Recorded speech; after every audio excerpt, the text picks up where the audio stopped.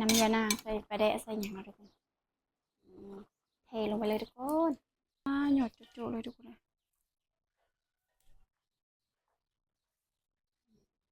สิใส่อ่อนขายมันอ่อน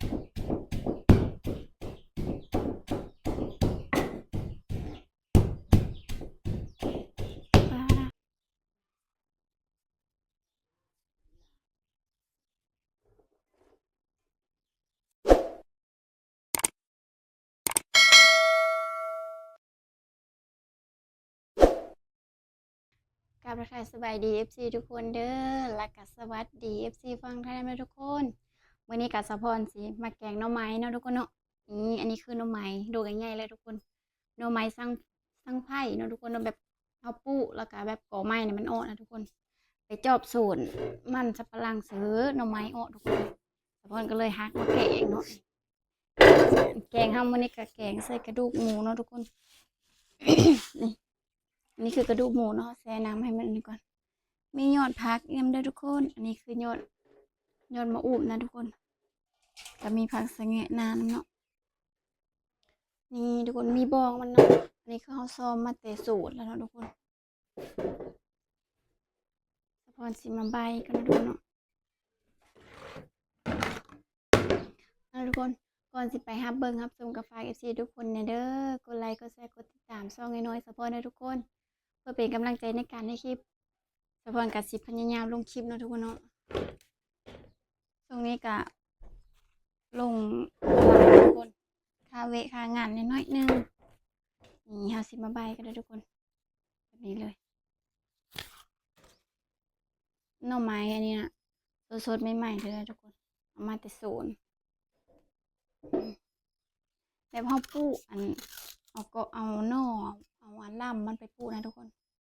ลำไผ่ไปปลูกอยู่อันนั้นมันก็เลยอันงอกแต่หัวปีนะทุกคนแต่ว่าอันย่ามแรงมันก็บ่ได้ออกดอกนะฝนตกแล้วมันจะค่อยออกอันหน่อไม้นะปีอันนั้นปีละเทอบ่มันออกนะทุกคน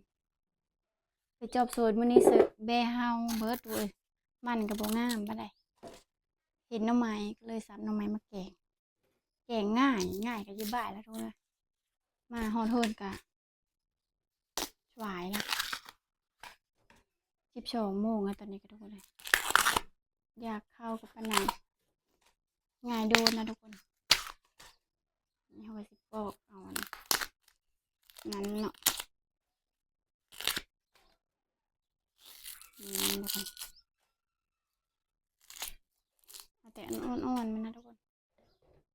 ดงนี่ใหญ่สุดใหญ่กว่าหมู่เลยนะทุกคน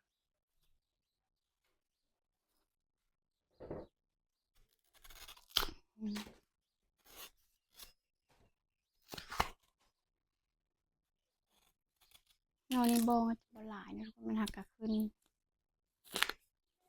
ไปซื้อดอกอันมันอ้อได้หลายหน่อเติบหลายหน่อเติบพอสิแกงแซ่บๆเลยทุกคนสิใบกันเนาะ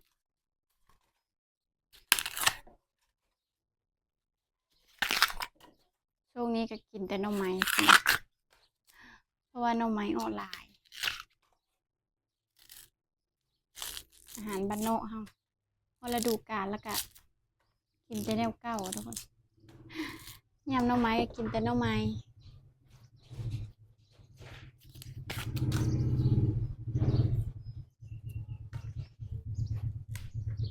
บองมันก็แกงก็แซ่บกันเนาะทุกคน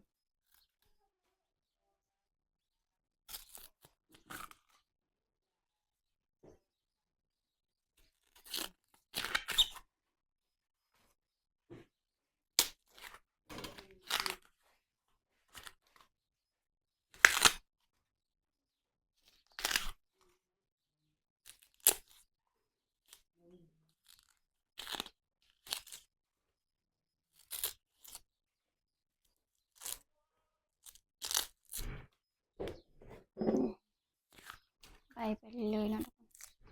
ถ้าบองมันก็อ่อนตัวเลยทุกคนนะ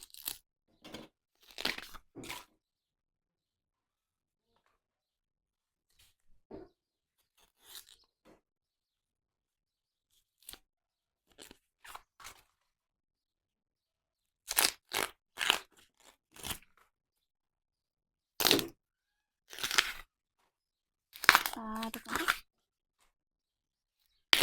หลายเติบได้4โด่งค่ะทุกคนเลยหน่อไม้อันนี้ก็แซ่บสุดเนาะทุกคนเนาะอาหารแบบแซ่บแกงหน่อไม้ทุกคนอาหารโปรดสปอร์ตเลยนี่ทุกคนเดี๋ยวเราสิใส่กระมังก่อนนะ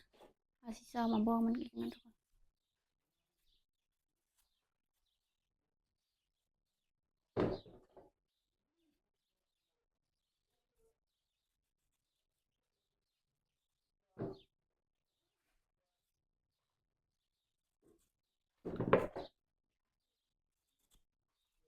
เอาสิซอมามันอ่อนๆนะทุกคนเนาะแก่หลายแบบบ่แซ่บ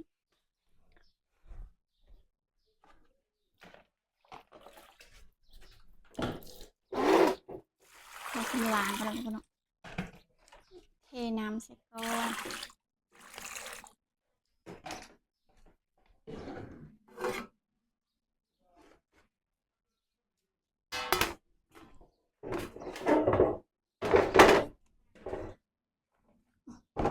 เอาสิพาใส่หม้อเลยเอาสิแกงใส่หม้อไฟฟ้าเด้อทุกคนเพราะว่าให้มันสุกไวอยากกินข้าวแล้วเนาะเอาก็สิมาปอกหน่อไม้เฮาก่อนเด้อทุกคนสิพาเป็นชิ้น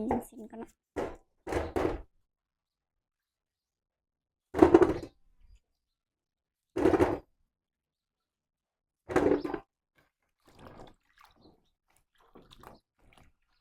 มาล้างนี่เฮาสิบ่ได้ต้มเย็นน้ำเด้อทุกคนเพราะว่าหน่อไม้อันนี้มันบ่ได้ขมเนาะสิมาหั่นแบบนี้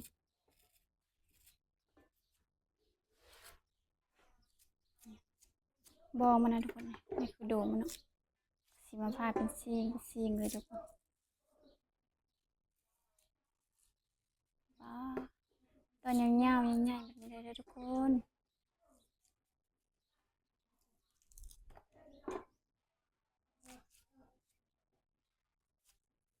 เฮ็ดกินตามฤดูกาลนะทุกคนแกงหน่อไม้แล้วก็สิมาหั่นแบบนี้เนาะนี่คือโดมมันนะทุกคนสิเต็มหม้อเลยไปจักแกงหลายๆมันจะแซ่บทุกคนมันง่ายโดน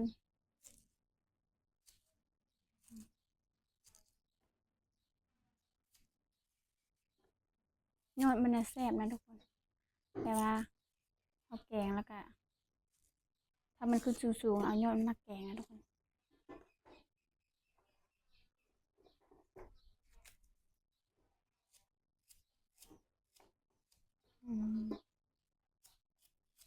แล้วก็สิเลียนผ้าเป็นจิ้มนะทุกคนนี่บองมัน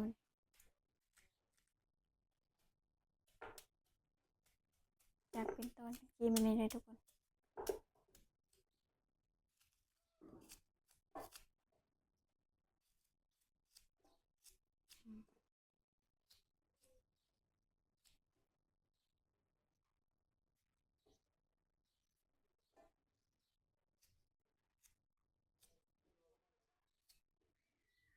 ตอนใหญ่ก็ได้นะทุกคนจะยำกรุบๆเลยสดฮ้อนๆทุกคนเลยเอามาก็อยากเข้าเลยสิบ่ายแล้ว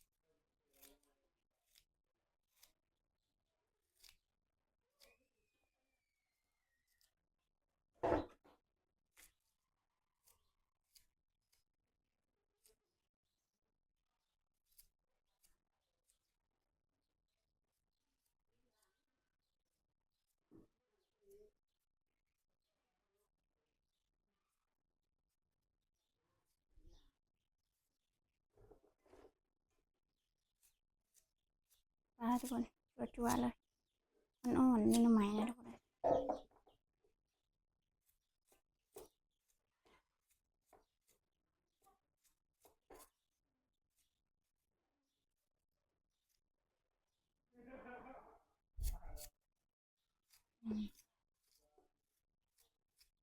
โอเคแน่นอนทุกคนนี่ทุกคนยังบ่เบิดอยู่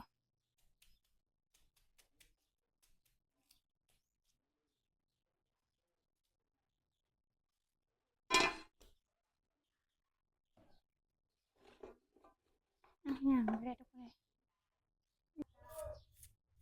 ปลาทุกคนหลายขนาดเต็มหม้อ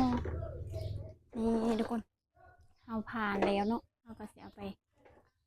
แกงน้ำมันนี่ทุกคนตามมาพริกก็เนาะทุกคน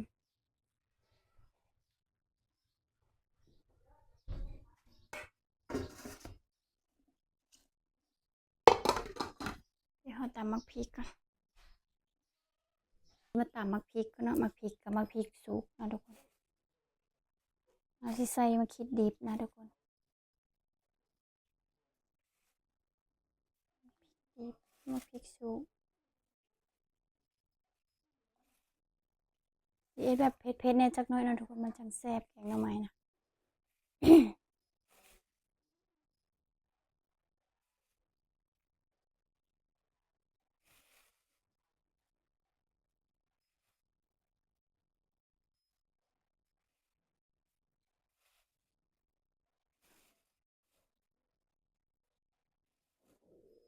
ปลาท้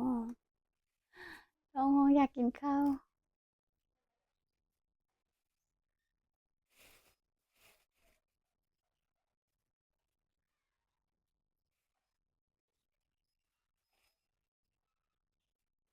นี่ทุกคนอันนี้คือมักพริกเขาเนาะหลายเติบเลยทุกคนเราสิใส่เกลือก่อน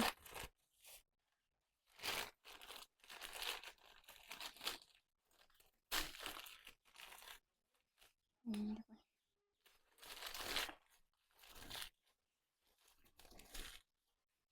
บ่งก็ง่ายครับเอาสิตักก่อนนะทุกคน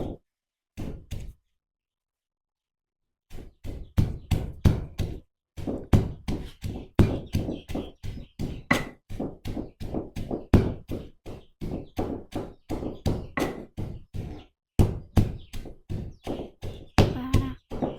แดงจึงคือมักพริก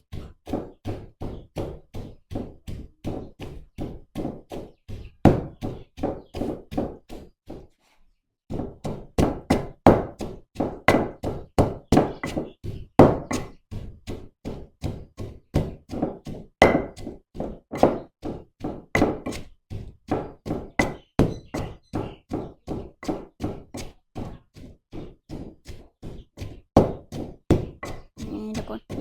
ตอนนี้ก็เละแล้วนะทุกคนเดี๋ยวเราสิใส่น้ำหน่อยนึง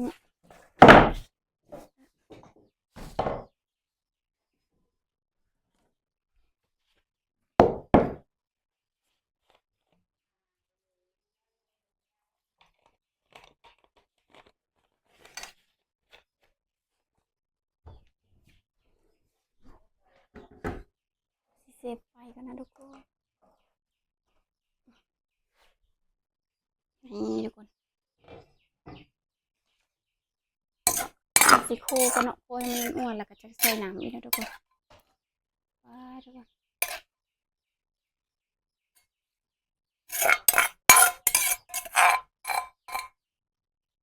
เราสิบ่ได้ต้มเน้นน้ำด้วยทุกคน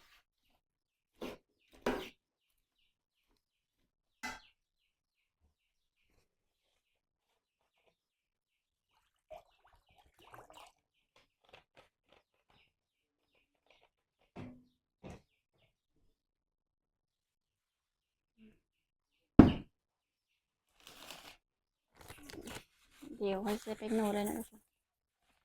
มันจะจืดไวใส่หลายนะทุกคน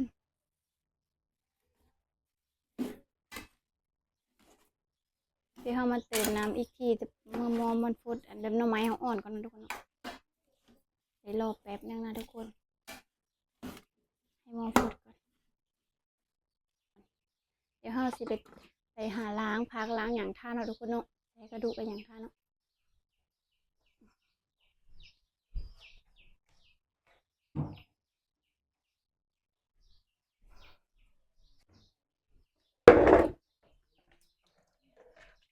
เราสิล้างผักก่อนเนาะทุกคน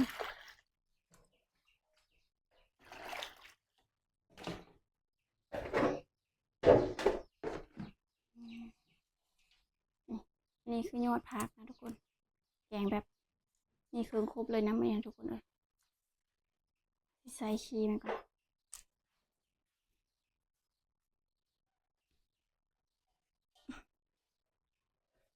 นหยอดโจๆเลยทุกคนเลย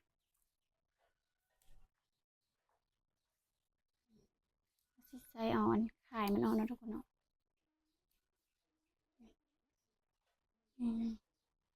นี่คือห้าบ่เอาเฮาที่ทิม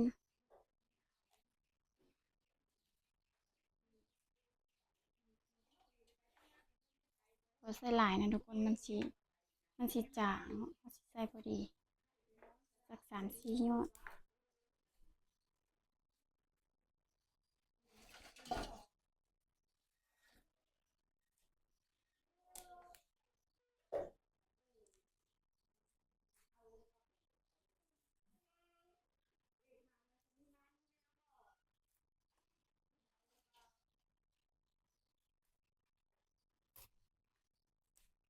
มันอ่อนเลยทุกคน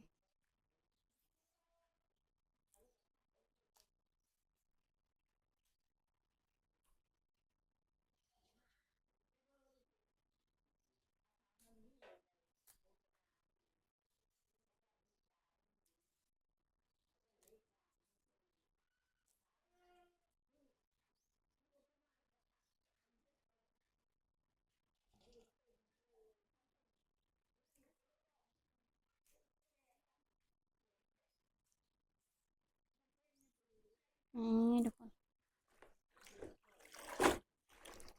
ทุกคน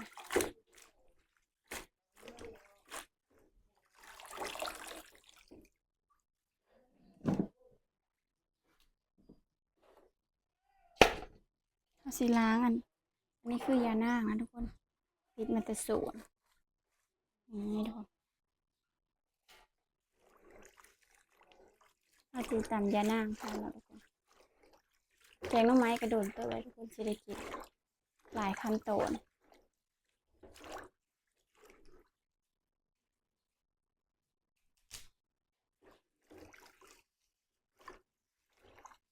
ล้างขี้ดินออกก่อน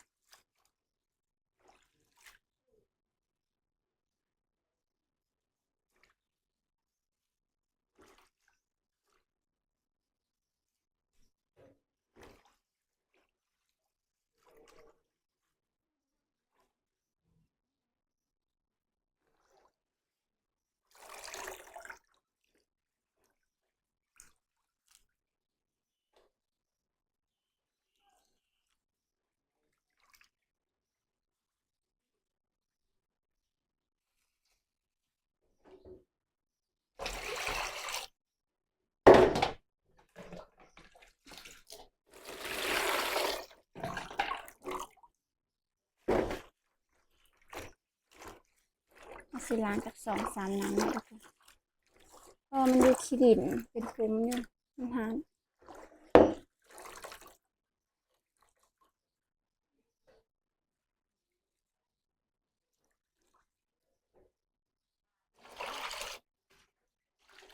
กคนนี่คือเขาล้างไปหลายน้ำแล้วจนบ่มีขี้ดินมันงามแล้วทุกคนแล้วก็สิเอายานางใส่โคกเนาะตำเลยทุกคน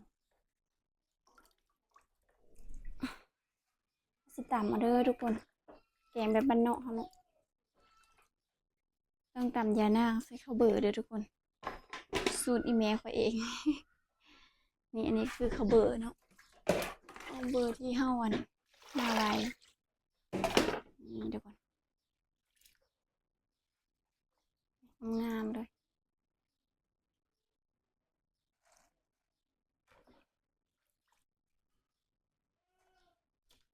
ส่ประมาณนี้นะทุกคนเราก็สิตำเนาะ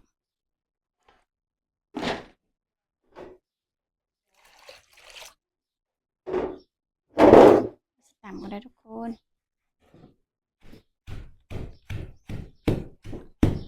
ถ้าหม้อหักกระโฟดเลยนะทุกคนเนาะ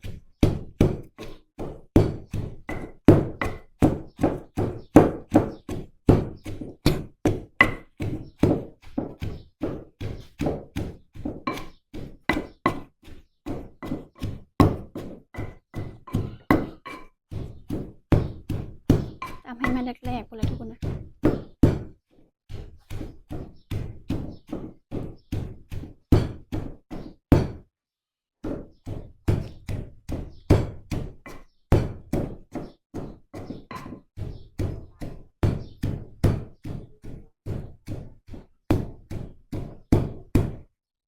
ทุกคนหลังจากที่เฮาตำย่านางแล้วนะทุกคนสะพรกับสิมาหั่นกระดูกหมูไว้ก่อนนะทุกคน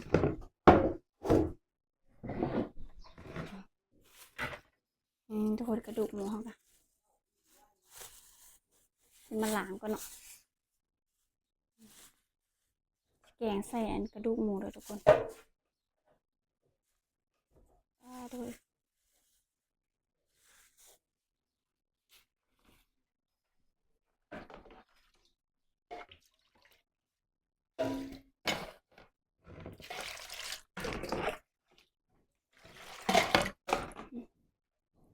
สิมาล้างก่อนก็เลยเป็นชิ้นเท่ากับสีหั่นนะทุกคนเอ็ดมาซอยตอนหน่อยๆก็ได้ทุกคนอันนี้มันสิแบบชิ้นติดกระดูกมันนะทุกคน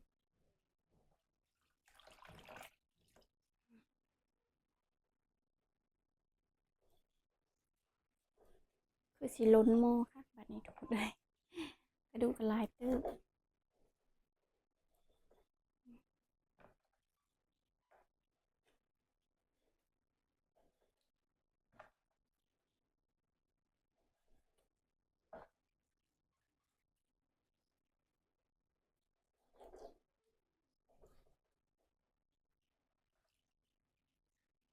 อ่อนเลย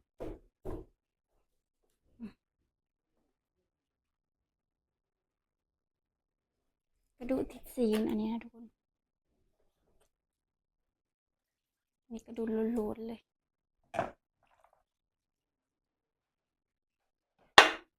ประมาณนี้เนาะทุกคนเนาะเดี๋ยวเราใส่หม้อบัดหม้อฟดก่อน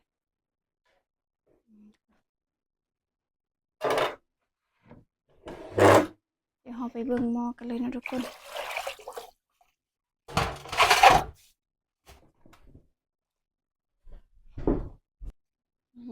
ทุกหม้อเราก็ฟดแล้วทุกคนทุกคนเดี๋ยวให้น้ำเคิร์ดเนาะเราจังใส่หนังนั่นอีกจากนั้นทุกคน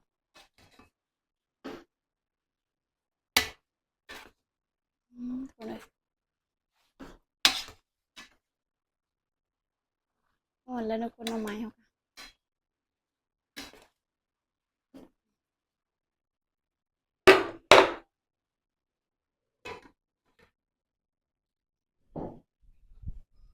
นี่ทุกคนมองเขาก็ฟดแล้วเนาะเดี๋ยวเราสิใส่กระดูกก่อนนะทุกคนทุกคนเต็มหม้อค่ะใส่หลายๆนะทุกคนจะแซ่บทุกคนเดี๋ยวอมกระดูกเรามันสุกก่อนเนาะเราก็ใส่น้ำยานางนะทุกคน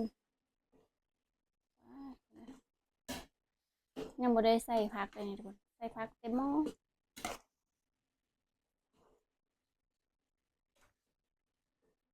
ทุกคนเลยแซ่บๆเลยแบบนี้เดี๋ยวเราสิก้อยน้ำยานางทานทุกคน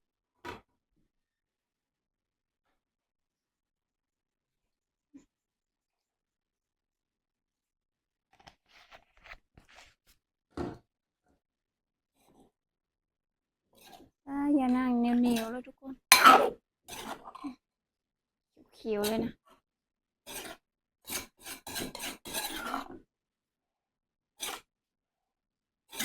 จะเกมเครื่องใส่เลยนะทุกคนเนาะใส่น้ำยานางใส่ปลาแดะใส่หยังนะทุกคน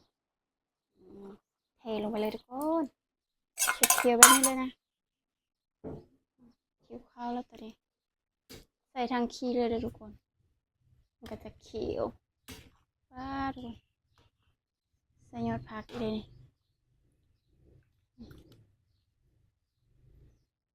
ว้าทุกคนเคี่ยวอมล้ำเลย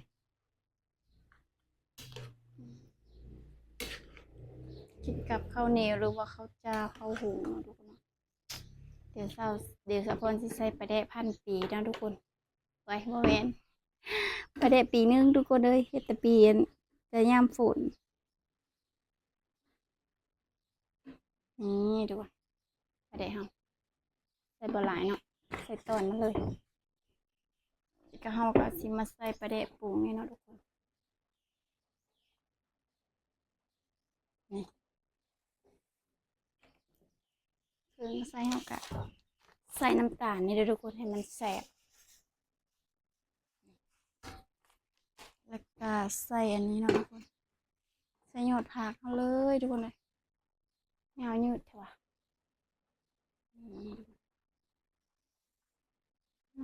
ง่ายโดดคักๆ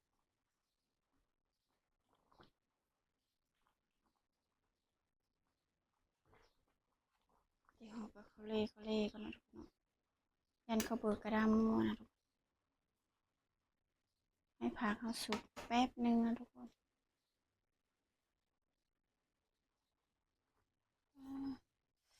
เขาล้นเนี่ยเต็มโม่พด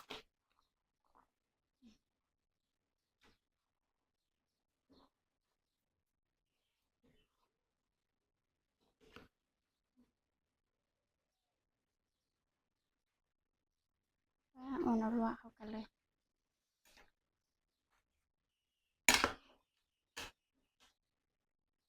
คือสีแซ่บบักขนาด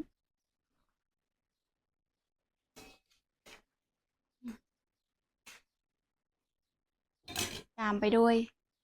ผักสะแงะหน้านะทุกคนนี่นะโรยลงไปเลย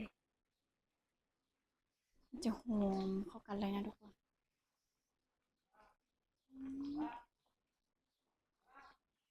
คนแทน